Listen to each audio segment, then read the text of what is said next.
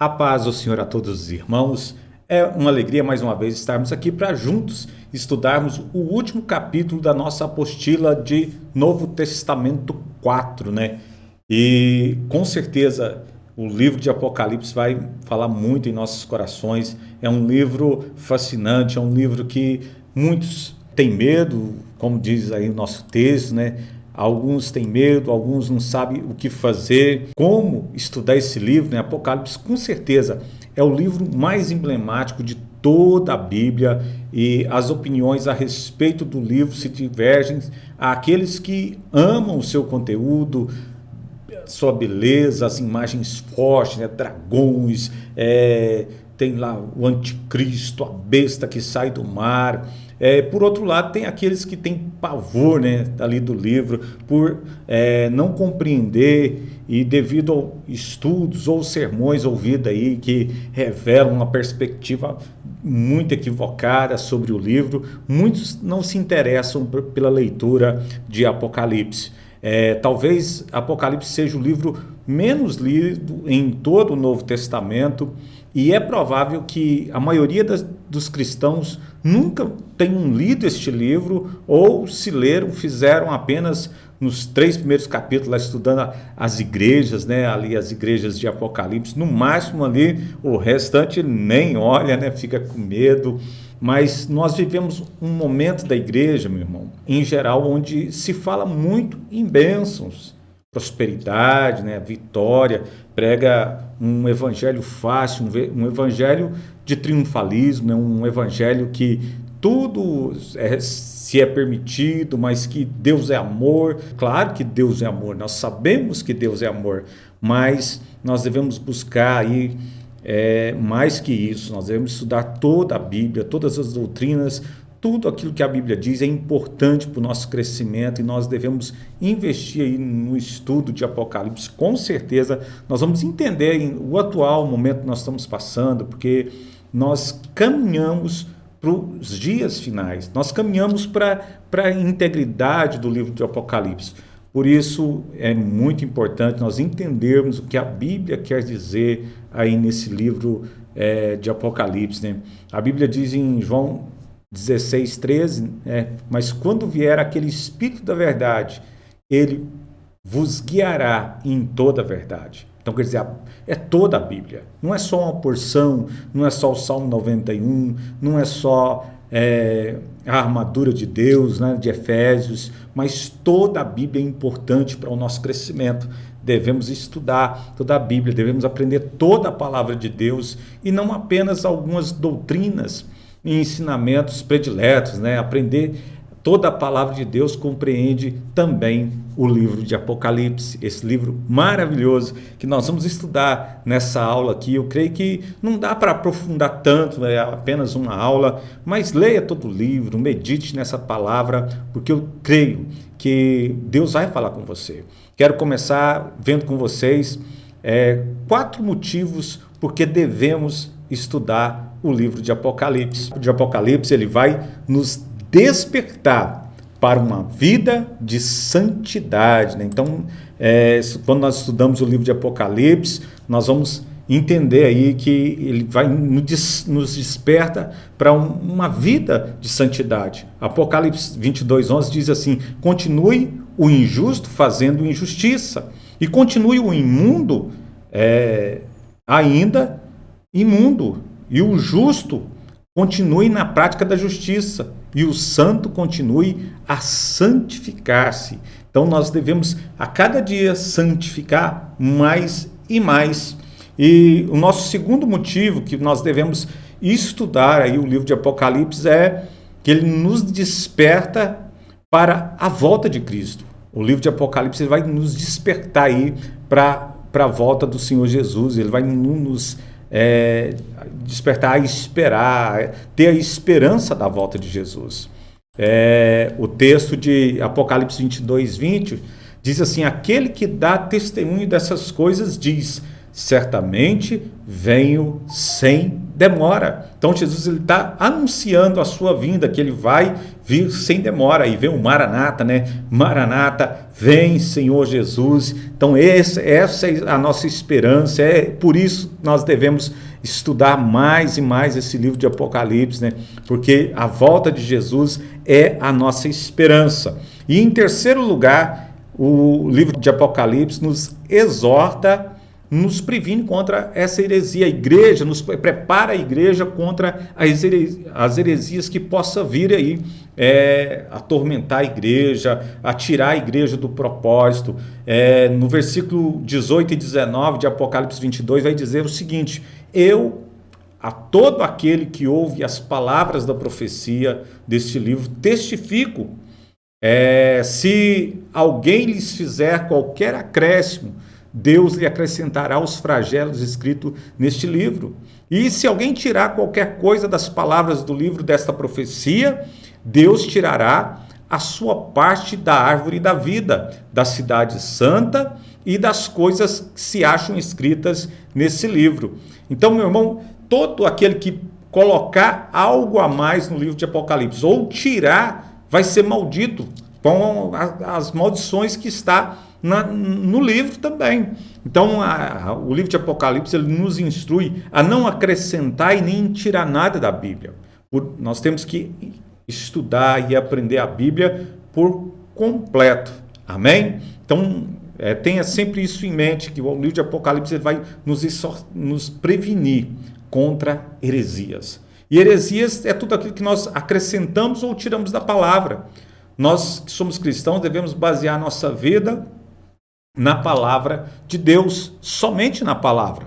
E em quarto, e último lugar, a missão suprema da igreja, que é ganhar almas para Cristo. Então, a Bíblia nos diz que nós temos que focar na nossa missão, que é ganhar almas.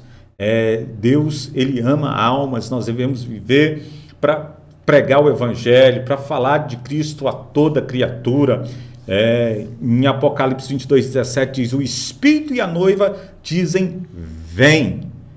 Aquele que ouve, diga, vem. Aquele que vem, aquele que tem sede, venha. E quem quiser, receba de graça a água da vida. Então, a Bíblia ela nos convida a ganhar almas, a falar de Cristo às pessoas e falar para aquele que tem sede, aquele que tem fome, venha receber dessa água, essa água da vida, a água que cura, a água que nos dá vida eterna, que é o Senhor Jesus. Ele é a fonte dessa água, ele é a fonte de água viva para as nossas vidas. Amém? Como ele diz ali para a samaritana, aquele que tem sede, beber dessa água, nunca mais vai ter sede. A água que é Jesus Cristo, a fonte de água viva. Jesus é a nossa fonte de água viva. E o livro de Apocalipse ele vai ter muitas peculiaridades. Primeiro, vamos ver que a estrutura desse livro, como ele é composto, qual que é a estrutura do livro de Apocalipse. O livro de Apocalipse contém 22 capítulos e 404 versículos e cerca de mais ou menos 12.000 palavras. Esse livro, a sua mensagem é destinada a 3 povos, a igreja, Israel e os gentios. Então a mensagem do livro de Apocalipse ela é focada para nós que somos a igreja, para o povo de Israel e também para os gentios, quer dizer, aqueles que não aceitaram Jesus, que não conhecem Jesus ainda. Outra coisa muito importante nesse livro de Apocalipse é o simbolismo, O número 7, ele tem ali o seu simbolismo. O número 7 na Bíblia fala da perfeição espiritual e também da plenitude de Deus. O livro de Apocalipse é onde mais aparece o número 7. Se você vê por várias vezes, vai aparecer o número 7, 7 cartas, 7 igrejas, 7 promessas para aquele que vencer. 7 selos no livro do juízo das nações, 7 trombetas que anunciam o juízo, 7 castiçais de ouro, 7 anjos pastores da igreja, 7 anjos celestiais e 7 Espírito de Deus, as 7 bem-aventuranças, um cordeiro com 7 pontas e 7 olhos. Você vai ver também 7 trovões, um dragão vermelho com 7 cabeças, 7 diademas, uma besta semelhante ao leopardo com 7 cabeças, 7 montes, 7 reis. Então é muito número 7 aí, e essa é uma peculiaridade do livro de Apocalipse. O número 7 aparece aí diversas vezes, falando de muita coisa aí que vai acontecer, os juízos de Deus, na verdade. Outra coisa que é interessante aí no livro de Apocalipse, a numerosa participação de anjos no Apocalipse. Nós vimos aí muitos anjos participam aí, os anjos aparecem no livro principalmente como agentes de Deus, executando os juízos de Deus muitas vezes, executando aí o pronunciamento, os juízos divinos. Vamos fazer agora uma análise do livro de Apocalipse agora, meu irmão, para entendermos todo o livro, o conteúdo desse livro. Primeiro, a autoria, né? Vamos ver a autoria aí do livro. A autoria, os irmãos já sabem, né, quem é o autor. O Senhor Jesus é o verdadeiro autor do livro de Apocalipse. Não existe outro. Jesus, ele aparece, ele vai falando para João, e João vai só retratando ali o que Cristo está falando com ele. O livro trata da revelação de Jesus Cristo, a qual Deus lhe deu para mostrar aos seus servos. Agora, o autor humano que fez o uso da escrita para preservar a revelação apocalíptica, os irmãos já sabem, né, foi o apóstolo João, o apóstolo do amor. Ele, ali na ilha de Patmos, ele recebe essa revelação e escreve para que essa revelação chegasse a cada um de nós hoje. O João, ele foi ali o último dos apóstolos, vivo na ocasião da revelação. Então, vamos ver também o local da revelação de Patmos, né? A ilha de Patmos servia de prisão para os criminosos de alta periculosidade. Fica a alguns quilômetros da costa da atual Turquia. Hoje é chamada Palmosa, né? A ilha de Patmos é chamada de Palmosa. Então, aquela ilha ali onde João ficou exilado, e foi aonde ele também recebe a revelação de Apocalipse, onde Deus fala com ele ali em Apocalipse. Esse é o local da revelação. A data do livro de Apocalipse, mais provável, existe um ponto de vista que acredita na produção do livro após o incêndio de Roma, que aconteceu ali em 64, em meio à perseguição de Nero, né? Nero, ele persegue os cristãos, acredita que Nero foi quem decapitou o apóstolo Paulo, quem matou ali o apóstolo Paulo, e porém uma data mais aceitável seria por volta do ano 95 até o ano de 96, nesse intervalo aí, entre os anos 90, já na última década do primeiro século, acredita que foi escrito o Apocalipse no final do reinado do imperador Domiciliano, o qual atestado, né, foi atestado por Eusébio, um dos pais da igreja, por Irineu também, e aceito por Clemente de Alexandria, Orígenes e Jerônimo. Os pais da igreja são unânimes em dizer que o autor e o local, a data do livro, confere aí por volta de 96, e que foi na ilha de Patmos, e que quem escreveu foi o apóstolo João. O tema desse livro é: eis que vem com as nuvens, e todo olho verá, até mesmo que os transpassaram, e todas as tribos da terra se lamentarão sobre ele. Sim, amém, amém. Então, o tema de Apocalipse é o versículo 7 do capítulo 1. Então nós podemos afirmar que esse versículo que diz assim, eis que venho com as nuvens, então quer dizer, Jesus falando, eu vou voltar. Então é Jesus falando para mim, para você, eu vou voltar nas nuvens, eu vou vir e todo olho verá, até mesmo os que me transpassaram, quer dizer, naquela época os judeus todos vão ver que Cristo vai vir nas nuvens e toda tribo, meu irmão, toda tribo da terra se lamentarão sobre ele. Sim, amém, amém. Então, esse é o tema de Apocalipse. Então, falando a volta de Jesus, é isso que nós esperamos, é isso que a igreja do Senhor deseja, essa volta, e por isso esse livro é tão importante de ser estudado. E eu falo com você, fique firme aí, preste atenção, porque essa aula vai ser ótima, porque o livro de Apocalipse fala muito no meu coração. Vamos estudar agora também o esboço, né? Vamos estar vendo agora o esboço do livro de Apocalipse. Poderíamos estudar de várias formas o livro, mas nós entendemos, eu entendo que não é necessário sugerirmos aqui em nosso estudo um esboço, porque o próprio Espírito Santo já nos deu o esboço em Apocalipse 1:19. Escreve, pois, as coisas que vistes e as que são, e as que hão de acontecer depois dessas coisas.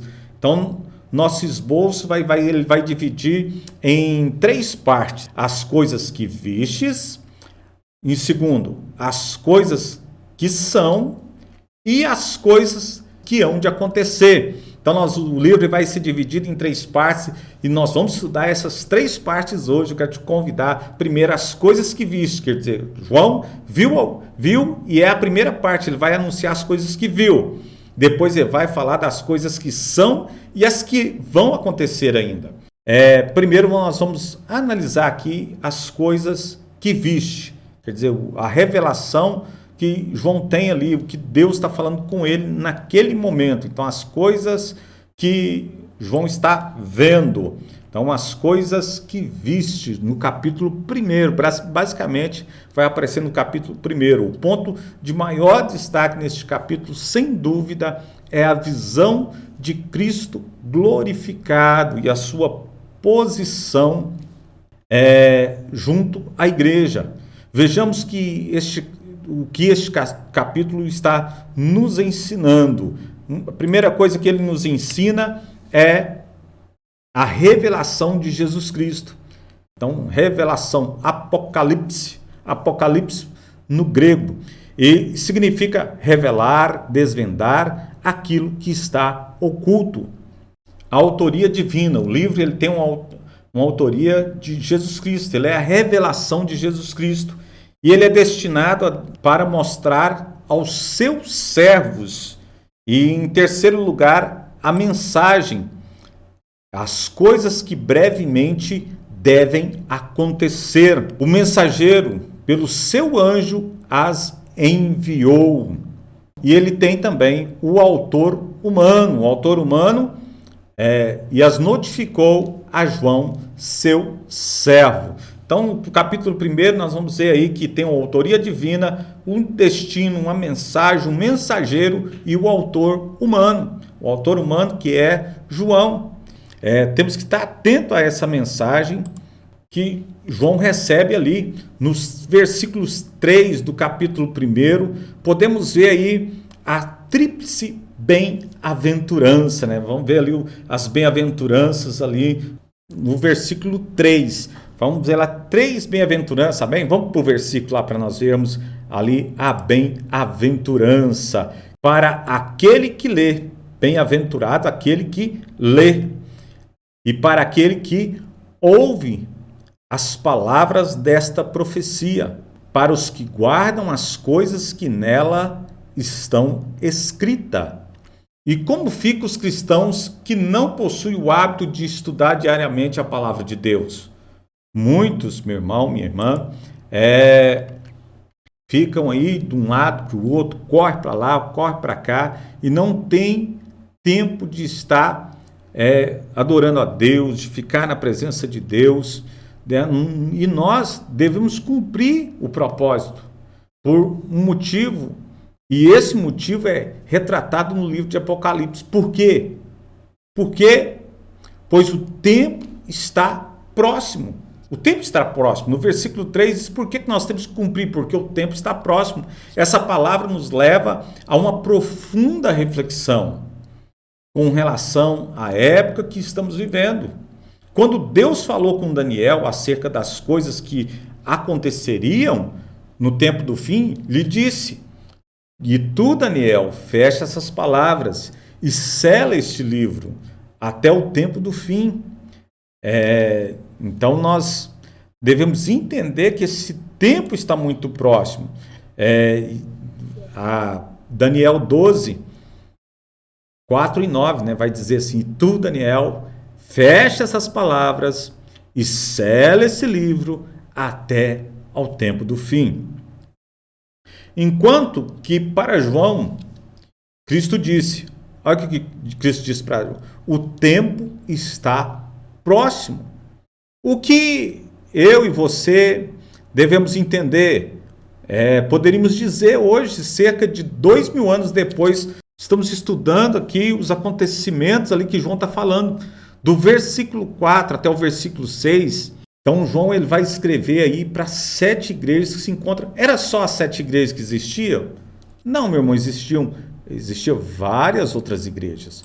Nós podemos ver no versículo 4 e versículo 5 a revelação também da Trindade, né?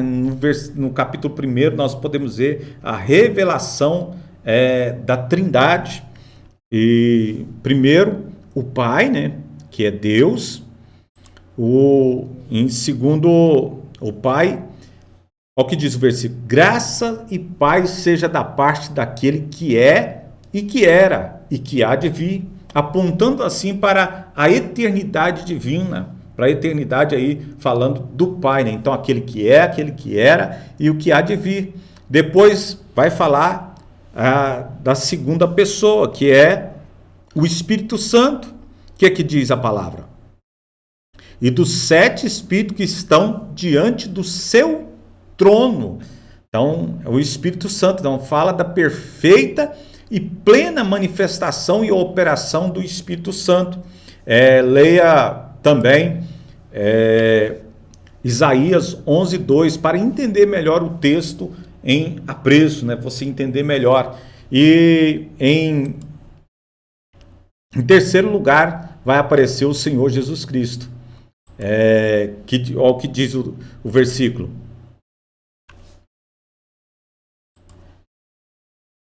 fiel testemunha, o primogênito dos mortos. Então, quem que é a fiel testemunha e o primogênito dos mortos? Aponta para a morte e ressurreição de Cristo na cruz, tornando aí o sacerdote de nossa salvação, como está lá em Hebreus 7:25, o soberano dos reis da terra. Fala de Cristo como o rei proeminente, o rei dos reis, que governa o destino dos homens num alto e sublime trono, como está lá em Isaías capítulo 6, versículo 1. Glória a Deus, aleluias, amém? Aproveite e veja como Cristo é chamado também nesse primeiro capítulo. Os 4 primeiros nomes estão no versículo 5. Então Jesus ele é chamado tratado no primeiro capítulo por vários nomes, e os 4 primeiros nomes nós podemos ver aí as referências a Jesus aí no primeiro capítulo. Primeiro, ele é a fiel testemunha, né? Jesus, ele é a fiel testemunha. Do versículo 5, diz que ele é a fiel testemunha. E continua, ele diz, ele é o primogênito dos mortos, o príncipe dos reis da terra, aquele que nos ama, o alfa e o ômega.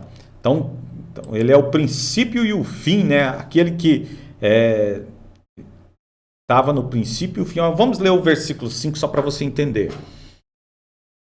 E da parte de Jesus Cristo, fiel testemunha, primogênito dos mortos, soberano dos reis da terra, aquele que nos ama e pelo seu sangue nos libertou dos nossos pecados.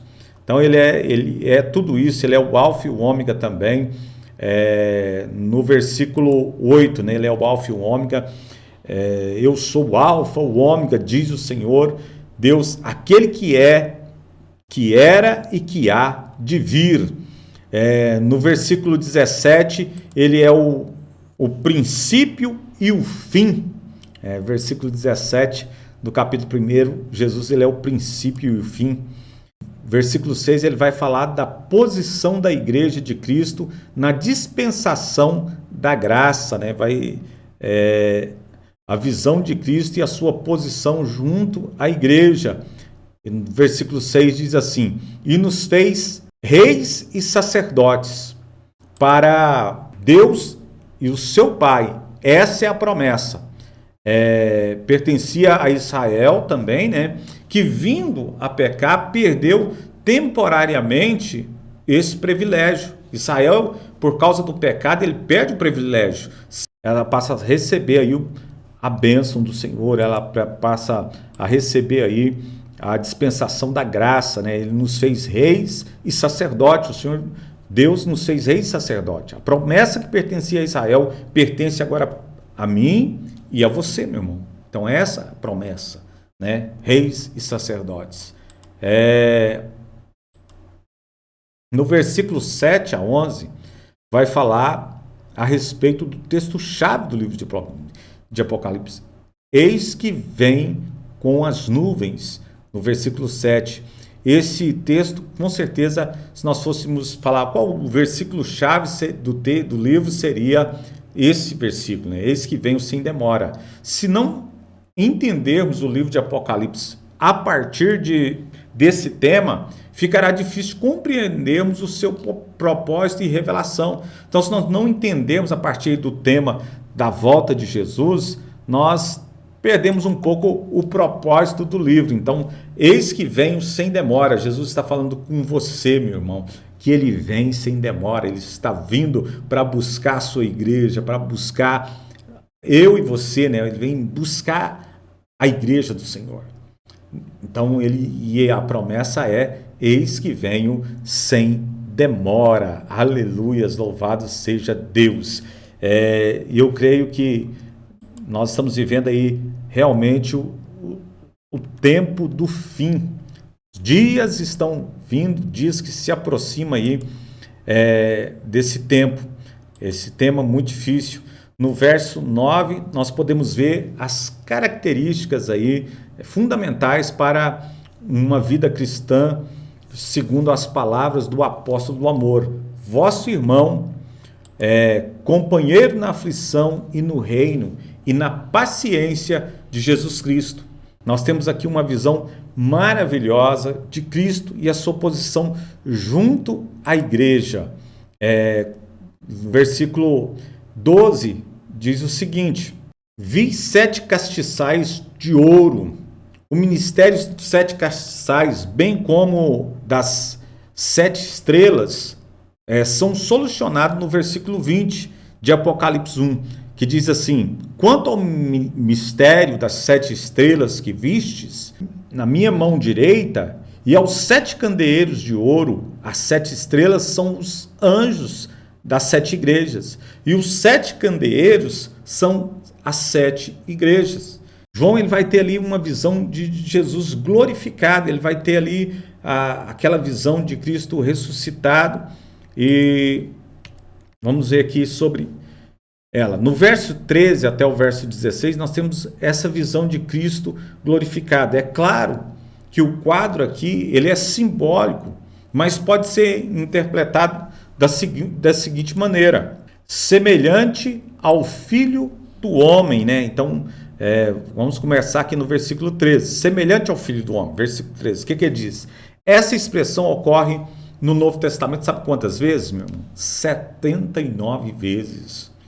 E no Apocalipse, só no Apocalipse, 22 vezes. Ela vai falar da perfeita humanidade de Cristo. E esse título acabou por se tornar uma figura messiânica. tanto em Atos 7 quanto em 1 Timóteo, em 1 Timóteo 2,5. Então vai apresentar Jesus como uma figura messiânica. E em segundo, nós vamos ver aí que vestido até os pés de um vestido comprido. Então João ele vai relatar que Jesus ele aparece vestido até os pés com um vestido comprido. Isso vai falar do sacerdócio de Cristo, que é retratado em Hebreus 9, 11 e também em Hebreus 10, 21 e assim por diante no livro de Hebreus. Então ele vai retratando Jesus como o nosso sacerdote, o nosso sumo sacerdote. Prosseguindo,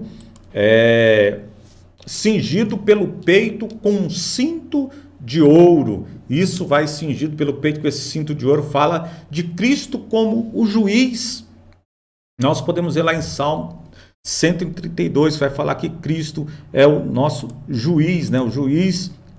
E em Apocalipse 1,13 que diz: no meio dos candeeiros, um semelhante ao Filho do Homem, com vestes talares, cingido à altura do peito com uma cinta de ouro. Então esse texto vai falar de Jesus como nosso juiz. E prosseguindo, na sua cabeça e cabelos eram brancos como a lã branca, como a neve. Aí falando, os cabelos do Senhor eram branco como a neve. Isso mostra a sua honra e eternidade. Vai falar da honra de Cristo e eternidade. Daniel 7,9, Provérbios 16,13, né? Vai falar sobre isso. No versículo 14, diz que seus olhos são como chama de fogo. Fala da sua onisciência, quer dizer, ele conhece todas as coisas, sabe todas as coisas, e que conhece e esquadrinha até o coração do homem. Ele conhece tudo que se passa, ele sabe tudo, como está lá em Apocalipse 14, versículo 14, diz assim: a sua cabeça e cabelos eram brancos como a alva lã, como a neve, os olhos como chama de fogo. Aleluias, louvado seja Deus. Os olhos do Senhor são como chama de fogo. Seus pés semelhante ao latão reluzente.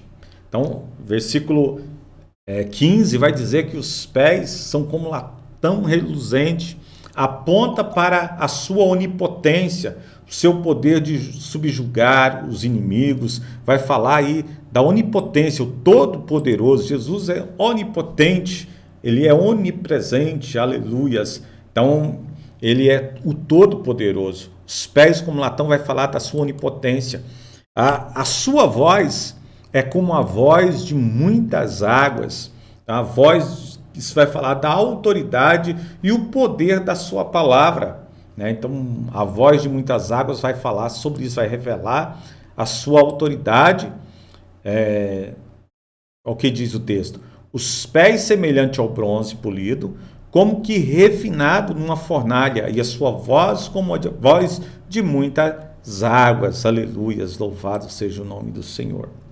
Meu irmão, então esse era o aspecto que João enxergava, a revelação que ele tem. Então as coisas, a primeira parte do nosso estudo, então nós vimos aqui que as coisas que está acontecendo, da revelação, e agora João vai falar das que são, né? As coisas que são, na segunda parte do nosso esboço, né? E as que são, capítulo 2 e capítulo 3 vai falar das coisas que são. São as 7 cartas que Cristo escreve às igrejas. Então vai falar, o Apocalipse ele vai apresentar 7 igrejas.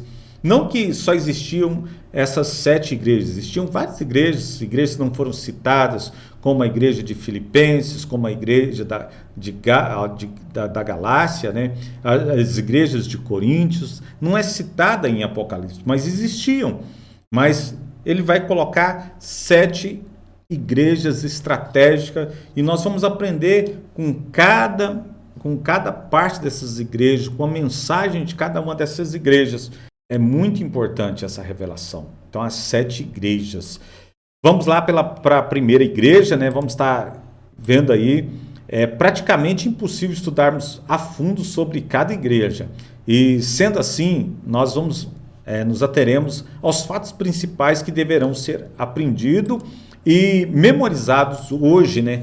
Para estudarmos sobre as 7 igrejas da Ásia, devemos fazer pelo menos 2 perguntas. Antes de estudarmos 2 perguntas, nós temos que fazer. A primeira pergunta é: por que 7 igrejas? A segunda pergunta é: por que essas 7 igrejas, se haviam outras como de Filipos, Colossos, Hierápolis, Lídia, Frígia e etc., muitas outras igrejas? As 7 igrejas representam a igreja de Cristo. Então, essas igrejas vão representar uma totalidade das igrejas de Cristo. E as igrejas foram escolhidas por possuírem características inerentes a cada fase da igreja pelos séculos. Então, essas igrejas foram escolhidas por causa disso. Cada igreja vai falar de um período até os dias de hoje. Então, elas vai nos levar, vai nos remeter a cada um desses períodos. Por isso, devemos estar assim. Em primeiro lugar, nós devemos lembrar que Apocalipse é o livro profético do Novo Testamento. Sendo assim, vemos que essas 7 igrejas representam a igreja de Cristo. E em toda a sua história, em todos os seus ciclos, né? Em todo o ciclo, desde a sua fundação no dia de Pentecostes até o arrebatamento na volta de Jesus Cristo, sendo assim, cada uma dessas igrejas, elas representam um período da história da igreja. Então, cada igreja ela vai representar. Em segundo lugar, as igrejas elas foram escolhidas por possuírem as características inerentes a cada fase da igreja durante os séculos. Vamos aprender agora um pouco sobre cada igreja, né? Cada uma das igrejas. E a primeira igreja que eu quero falar a que vem na sequência também, é a igreja de Éfeso. A igreja de Éfeso, ela era uma igreja, e Deus vai falar com ela, a igreja que perdeu o primeiro amor. Representa historicamente a igreja de Cristo no primeiro século.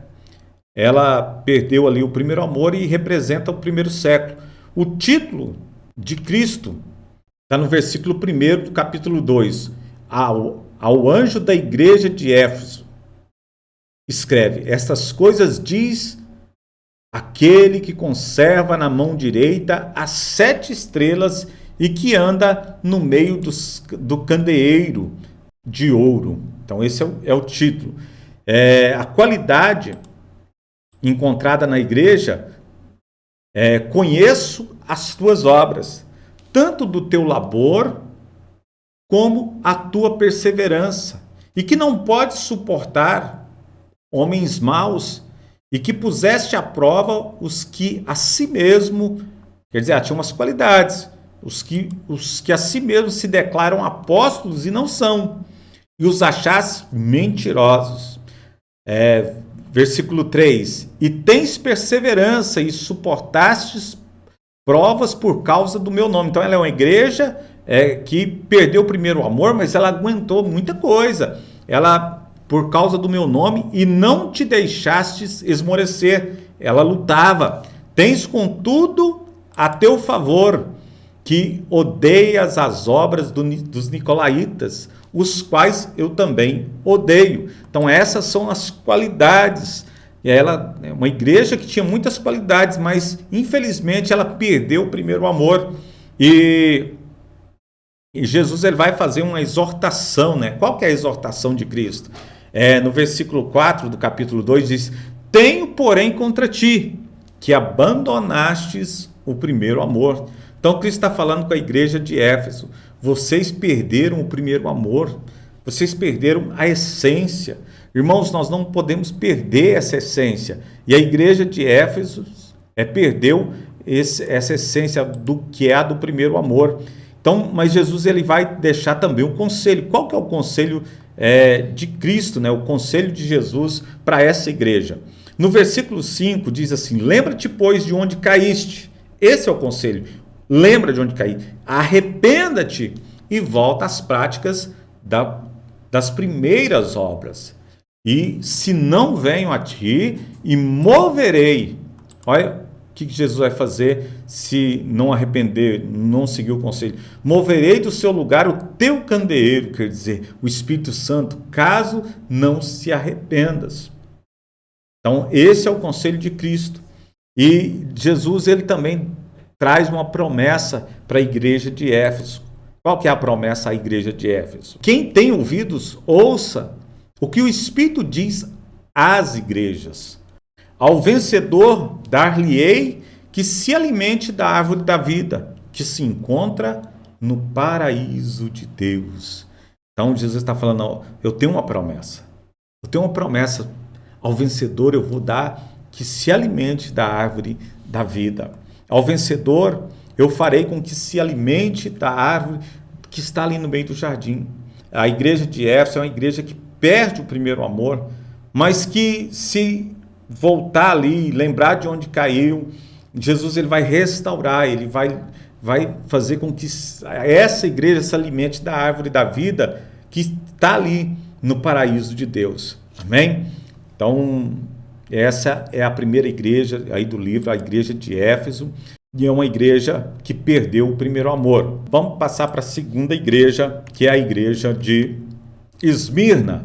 A igreja perseguida, ela representa a igreja nos anos sombrios da perseguição, do ano 100 até o ano 312, né? A segunda fase da igreja é uma parte onde há muitas perseguições, e a igreja de Esmirna é uma igreja que vai passar por essas perseguições, e Jesus ele vai falar com essa igreja, que essa igreja tem o título de Cristo. Qual que é o título que Cristo dá a essa igreja? Ao anjo da igreja de Esmirna, estas coisas diz o primeiro e o último, que esteve morto e torna a reviver. Então Cristo ele vai se apresentar a essa igreja como aquele que é o primeiro e último, quer dizer, o alfa e o ômega, aquele que esteve morto e tornou a viver. Essa igreja é uma igreja que tem algumas qualidades. Qual que é as qualidades que Jesus encontra nessa igreja? Está no versículo 9, ele diz, eu conheço a tua tribulação. Eu sei aí as dificuldades que você tem passado, eu sei que é uma igreja que tem passado por muitas dificuldades, a tua pobreza, mas tu és rico, e a blasfêmia dos que a si mesmos se declaram judeus e não são, quer dizer, dizem que servem a Deus, mas não são, sendo antes sinagogas de Satanás. Então Jesus vai declarar que essa igreja é uma igreja que conhece as obras, conhece a pobreza, conhece a dificuldade e a blasfêmia daqueles que se levantam contra essa igreja, que se dizem judeus, mas não são. Existem algumas qualidades que é muito importante. Não existe exortação para essa igreja. Jesus, mas ele vai dar um conselho à igreja de Esmirna. Qual que é o conselho que Jesus ele tem para a igreja de Esmirna? Ele vai dizer para a igreja de Esmirna, meu irmão, minha irmã, que não temas as coisas que tem de sofrer. Então vai vir dificuldades. Eis que o diabo está para lançar em prisão alguns de vocês. Então o diabo ele vai colocar alguns de vocês em prisão para serdes posto à prova. O diabo vai colocar vocês para serem provados. E tereis tribulações de 10 dias. Ser fiel até a morte, e dar-te-ei a coroa da vida. Então Jesus está falando no versículo 10 do capítulo 2, ser fiel até a morte, porque eu vou dar a vocês a coroa da vida. Então Jesus ele tem ali um conselho e também uma promessa ao que vencer. Tá? Ele vai dizer aí, uma promessa, ele tem promessa para aquele que vencer também. Quem tem ouvidos, ouça o que o Espírito diz às igrejas. Ao vencedor, de nenhum modo sofrerá o dano da segunda morte. Então, quer dizer, ao vencedor, ele não vai sofrer o dano da segunda morte. Ele não vai experimentar a morte eterna, porque ele vai experimentar, ele está com Cristo, ele vai viver a vida eterna. Aleluias, louvado seja Deus. Então existe aí uma promessa para o vencedor, e é que ele vai ter, não a morte eterna, ele não vai experimentar a segunda morte, mas a vida eterna. Essa é a promessa que Cristo faz à igreja de Esmirna, a igreja que é perseguida, que é uma igreja representada pelos anos aí de 100 até 312, aí num período de muita perseguição à igreja. Mas Jesus, ele faz uma promessa tremenda. E a terceira igreja, né, vamos estudar agora, a terceira igreja, a igreja de Pérgamo, que vai falar da igreja mundana, né? A igreja de Pérgamo é uma igreja mundana, uma igreja que vai se misturar com o Estado, uma igreja que vai se tornar ali uma igreja política, uma igreja misturada, né? Mostra a igreja do período 313 até 600, né? Depois de Cristo. Então, do ano 313 até 600 é representado pela igreja de Pérgamo, né? A igreja que tem um título de Cristo, e o título diz assim, o título de Cristo para essa igreja, está no versículo 12. Ao anjo da igreja de Pérgamo escreve: essas coisas diz aquele que tem a espada afiada de 2 gumes, quer dizer, aquele que tem a palavra de Deus aí, mesmo num momento difícil, aí ele tem uma espada afiada. E as qualidades, né? A igreja de Pérgamo é uma igreja que tem qualidades encontradas também. Qual que é a qualidade? Conheço o lugar em que habitas. Está onde está o trono de Satanás. Então, o lugar Pérgamo é um lugar onde está o trono de Satanás e que conserva o meu nome e não negaste a minha fé. Ainda nos dias de Antipas, minha testemunha, meu fiel, o qual foi morto entre vós, onde Satanás habita. Então, é uma igreja que tem qualidade, que está ali, é uma igreja que é mundana, mas o lugar que ela está é um lugar difícil ali, um lugar onde habita o trono de Satanás. Então, não é um lugar fácil. Mas aí, Jesus vai trazer uma exortação para a igreja, né? Exortação. Qual que é a exortação? Está no versículo 14. Tenho, todavia, contra ti algumas coisas, pois que tens aí os que sustentam a doutrina de Balaão. O que é a doutrina de Balaão, meu irmão? Quem era Balaão? Balaão foi um homem que Balaque, o rei ali, ele contrata Balaão para profetizar mentiras contra Israel. Quer dizer, uma doutrina de Balaão é uma doutrina de falsa profecia, uma doutrina enganosa. Balaão chegou ao ponto de Deus ter que enviar ali um anjo para falar com ele não conseguir ter a percepção espiritual de que o anjo falava com ele, porque ele estava focado em dinheiro, estava focado ali em receber dinheiro para profetizar contra o povo de Israel. Então, o qual ensinava Balaque a armar, e Balaão, ele ensinou Balaque a armar ciladas contra os filhos de Israel, né? Então, falou, o jeito certo é você usar a fé deles para armar ciladas, para cometerem coisas sacrificadas, para comerem coisas sacrificadas aos ídolos e a praticarem a prostituição. Outra assim também tu tens os que, da mesma forma, sustenta a doutrina dos nicolaítas. Então, pessoas que é uma igreja muito mundana, que se mistura com pessoas que praticam, tem as práticas de Balaão e também dos nicolaítas. Qual o conselho? Conselho que Deus deixa e Jesus ele vai falar, vai deixar para os irmãos que estão ali em Pérgamo.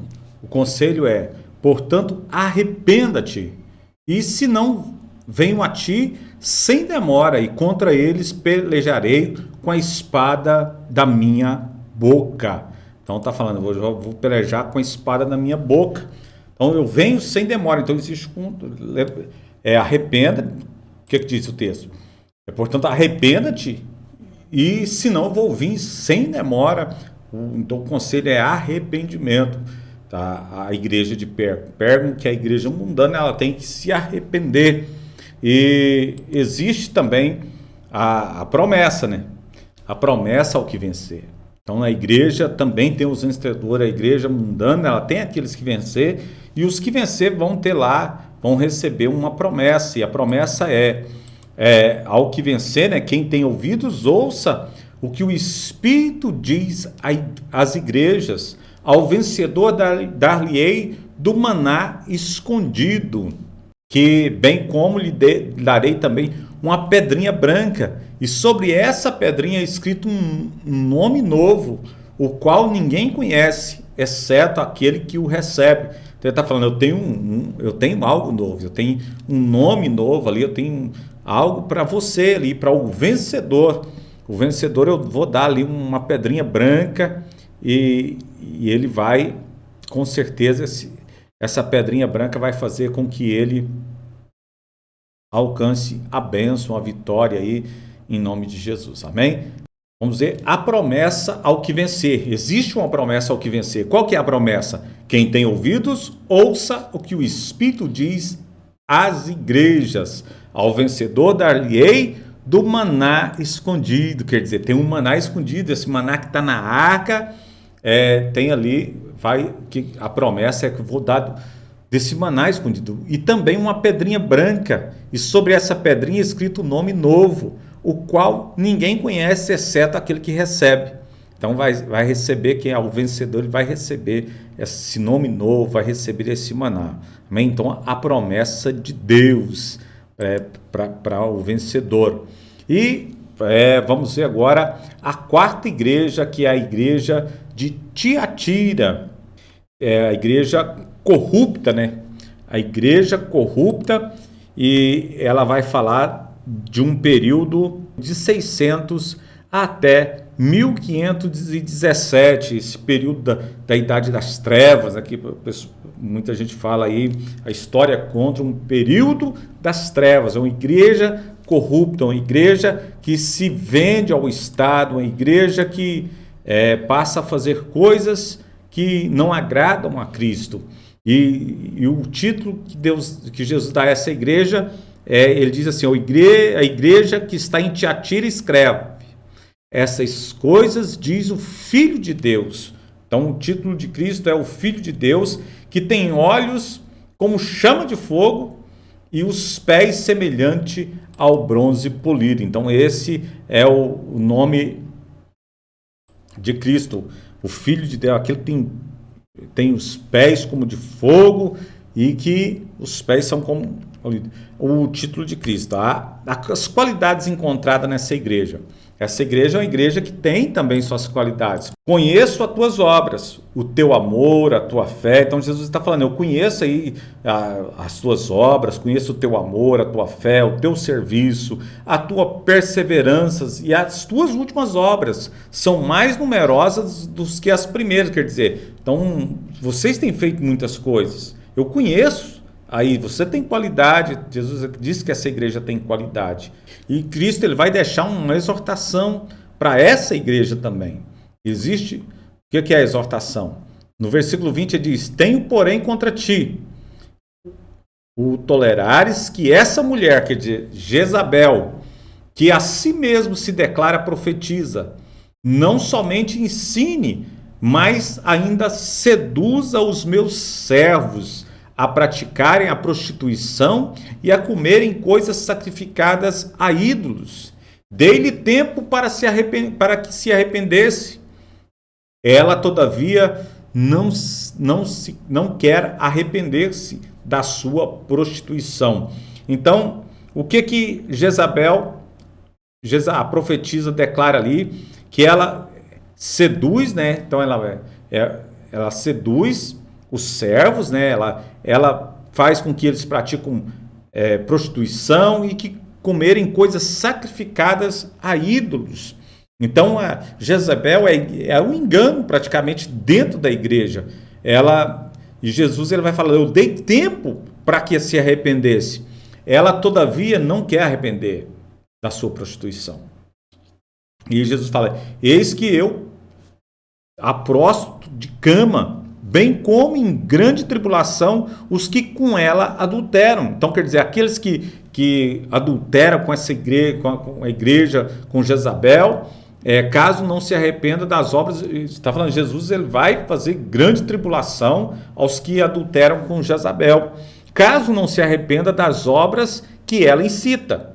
Matarei os seus filhos e todas as igrejas conhecerão que eu sou aquele que sonda mente e coração, e vos darei a cada um segundo as vossas obras. Então, cada um vai receber segundo as obras, segundo aquilo que eles fazem, eles vão receber.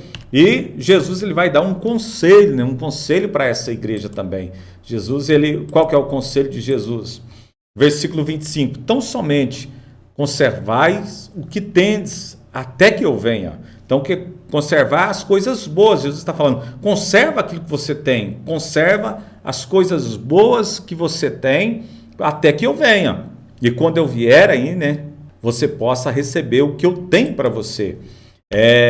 E a promessa ao que vencer? Jesus tem promessa para essa igreja, aos vencedores dessa igreja, que está no versículo 26. Ao vencedor que guarda até o fim as minhas obras, eu lhe darei a autoridade sobre as nações. Então, qual que é o vencedor? Aquele que guarda até o fim. Então, não existe um vencedor que para no meio do caminho. Então, aquele que guarda até o fim, eu lhe darei autoridade sobre as nações. E com cetro de ferro regerá e as reduzirá a pedaços, como se fossem objetos de barro. Quer dizer, vai ter uma unção de guerra. Você vai destruir como se fosse de barro. Assim como também eu recebi de meu Pai, dar-lhe-ei a estrela da manhã. Amém? Então essa é a promessa para a igreja de Tiatira. E vamos para a quinta igreja agora, a igreja de Sardes, né? Que é a igreja morta, né? A igreja morta. Aponta para o período negro da história da igreja, que vai de 517 até 1750. Um período de muita perseguição, um período negro da história. E Jesus ele vai ter um título. Qual que é o título de Cristo na igreja de Sardes? O título de Cristo é o anjo da igreja em Sardes. Estas coisas diz aquele que tem os 7 Espíritos de Deus e as 7 estrelas. Então Jesus está falando, eu que tenho os 7 Espíritos de Deus e as 7 estrelas, conheço as tuas obras, que tens nomes de que vives, mas está morto. Então a igreja de Sardes é a igreja morta. É a igreja morta. Jesus ele reconhece que essa igreja está morta. Mas e que mesmo morta, ela tem as qualidades também, né?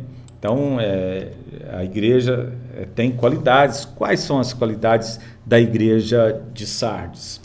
Jesus, no versículo 4, João vai falar que ela tem, contudo, em Sardes, umas poucas pessoas que não se contaminaram as suas vestiduras e andarão de branco junto comigo. Quer dizer, nessa igreja vai ter muitas pessoas que vão alcançar a salvação, pois são dignas. São dignas, existem as pessoas são dignas lá, e elas vão andar comigo de branco ali, vai ter salvação. E a exortação: conheço as tuas obras, que tens nomes de que vives e está morto. Sê vigilante e consolide o resto que estava para morrer, porque não tenho achado íntegras as tuas obras na presença de Deus. Então Jesus ele está falando, eu conheço as tuas obras, sei que tem nome de vivo, mas você está morto.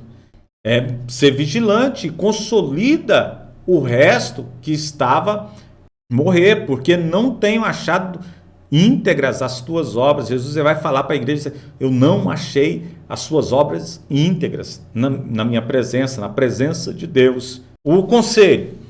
Jesus vai dar um conselho à igreja de Sardes. Qual que é o conselho? Lembra-te, pois, do que tem recebido e ouvido. Guarda e arrepende-te.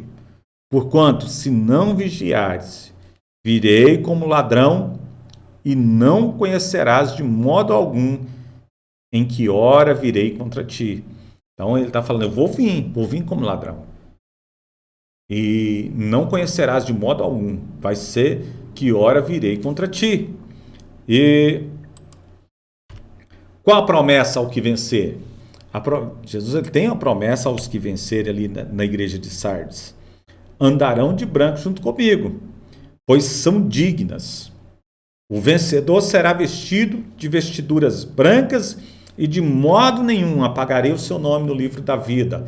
Pelo contrário, confessarei o seu nome diante do meu Pai e diante dos seus anjos. Então Jesus está dizendo que vai confessar, que vai andar de branco em nome, vai ser ali junto ao Pai, ele vai confessar aqueles que vencerem diante do Pai. Aleluias, louvado seja Deus. A sexta igreja, vamos ver agora a sexta igreja, que é a igreja de Filadélfia, né? A igreja, louvado seja Deus, a igreja do avivamento missionário, a igreja que vai pregar a palavra, a igreja que vai representar também de 750 até o nosso século, né? Até o século 20, a igreja que vai falar aí de Cristo, né? A igreja que tem um avivamento missionário no século passado, século 20, onde missões foram feitas aí, e a igreja de Filadélfia representa essa igreja. A igreja de Filadélfia é a igreja que tem o título de Cristo. Qual que é o título de Cristo dessa igreja? Está no versículo 7, diz assim: o anjo da igreja de Filadélfia escreve: essas coisas diz o santo, o verdadeiro, aquele que tem as chaves de Davi. Então, esse é o que tem as chaves de Davi, que abre e ninguém fechará, e fecha e ninguém abrirá. Então, essa é a igreja que vai falar aí do Filho, aquele que tem a chave nas mãos, né? Que abre e ninguém pode fechar, que fecha e ninguém consegue abrir. Essa igreja recebe aí Jesus está falando a igreja de Filadélfia. Ele vai falar das qualidades da igreja de Filadélfia. Qual que é as qualidades dessa igreja? Versículo 8 diz: eu conheço as tuas obras, eis que tenho posto diante de ti uma porta aberta. Então Jesus da chave, ele que tem a chave na mão, ele pôs ali uma porta aberta, e ninguém pode fechar essa porta. Diz aí o texto que tens pouca força, sei que tens pouca força, entretanto guardaste as minhas palavras e não negaste o meu nome. Então essa é a igreja que guardou a palavra, que não negou, pagou o preço. E essa igreja, Jesus vai deixar uma exortação, uma linda exortação a essa igreja. Qual que é a exortação que Jesus deixa à igreja de Filadélfia? Ele não deixa nenhuma exortação, porque é uma igreja que não precisa ser exortada, é uma igreja que está no caminho, é uma igreja que está na presença de Deus, ela é uma igreja que tem qualidades. Então ele vai deixar só conselhos, né? Qual que é o conselho que ele vai deixar? Eis que farei que alguns dos que são da sinagoga de Satanás, desses que a si mesmos se declaram judeus e não são, mas mentem, eis que os farei vir e prostrar-se aos seus pés e conhecer que eu te amei. Então está falando as pessoas que dizem que conhecem Jesus, que são de Deus, eles vão reconhecer que você serve ao Senhor. Eles vão reconhecer a sua vida, eles vão reconhecer Cristo na sua vida, porque guardaste as minhas palavras, porque guardaste a palavra da minha perseverança. Também eu te guardarei na hora da provação, que há de vir sobre o mundo inteiro, para experimentar os que habitam sobre a terra. Isso Muito importante falarmos sobre isso agora. Jesus está falando para a igreja de Filadélfia, a igreja do avivamento, que é para guardar o que tem, e ele vai falar assim, ó, porque guardaste a palavra da minha perseverança, também o guardarei na hora da provação. Está falando que há de vir, existe uma provação que vai vir sobre o mundo inteiro, mas Deus está falando, eu vou te preservar dessa tribulação, eu vou te preservar dessa tribulação que vai vir sobre o mundo inteiro para experimentar os que habitam sobre a terra. No versículo 11 ele vai dizer assim, venho sem demora, conserva o que tens, para que ninguém roube a tua coroa. Então nós temos que conservar aquilo que temos, conservar o avivamento, conservar a busca do Senhor, para que ninguém roube aquilo que nós temos, o Cristo que está em nós, o Cristo que está nas nossas vidas. E Jesus ele vai deixar também uma promessa ao que vencer ali na igreja de Filadélfia. Qual que é a promessa que ele vai deixar ali? Ao que vencer? Ao que vencer, falo-ei, coluna do santuário do meu Deus, e daí jamais sairá.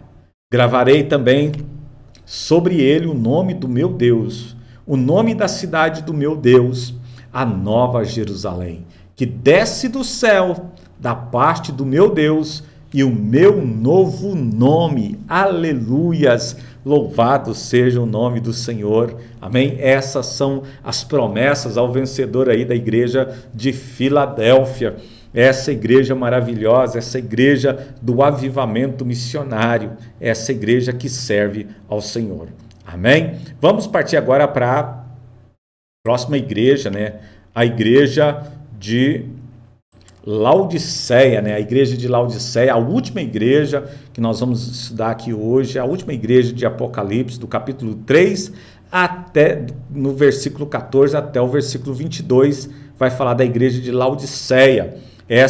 A igreja de Laodiceia é a igreja que morna, né? A igreja que não é fria e nem quente, e vai representar a igreja dos tempos odiernos, né? No último período dessa dispensação.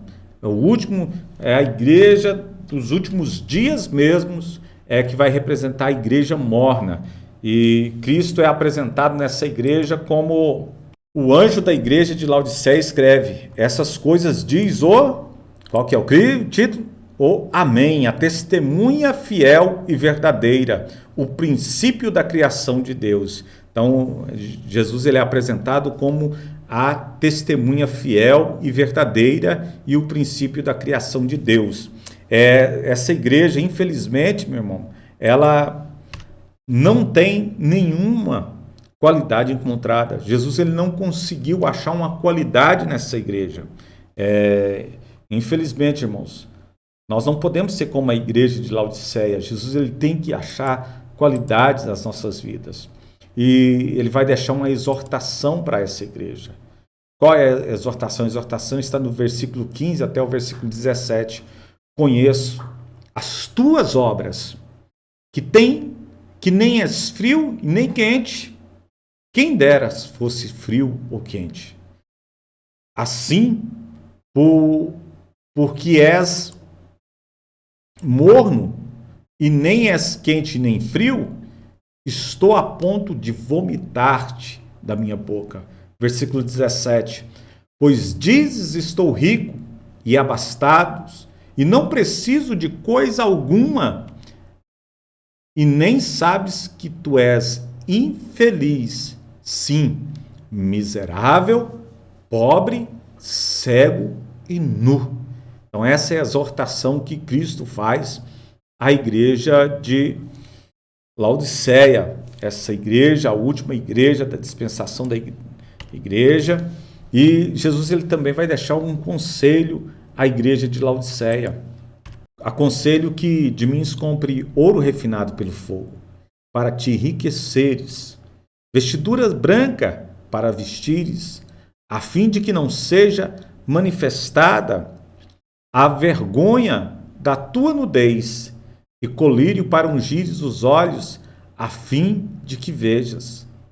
Eu repreendo e disciplino a quantos amo. Sê, pois, zeloso e arrependa-te. Eis que estou à porta e bato. Se alguém ouvir a minha voz e abrir a porta, entrarei em sua casa e cearei com ele e ele comigo. Então esse é o conselho que Jesus dá. Se alguém ouvir a minha voz, quer dizer, nos últimos dias, Jesus está falando com cada um da igreja de Laodiceia, essa igreja morna. Ouve a minha voz, porque se ouvir, eu tenho salvação ainda. Abrir a porta, entrarei na sua casa, cearei com você, vou ter comunhão e ele comigo, eu cearei com ele e ele comigo. Vai ter comunhão, porque ele vai deixar também promessas ao que vencer. Ao vencedor da igreja de Laodiceia, existe uma promessa: dar-lhe-ei a sentar comigo no meu trono, assim como também eu venci, e me sentarei com o meu Pai no trono. Quem tem ouvidos, ouça o que o Espírito diz às igrejas. Louvado seja o nome do Senhor. Então, aí termina nossa segunda parte aí do nosso esboço.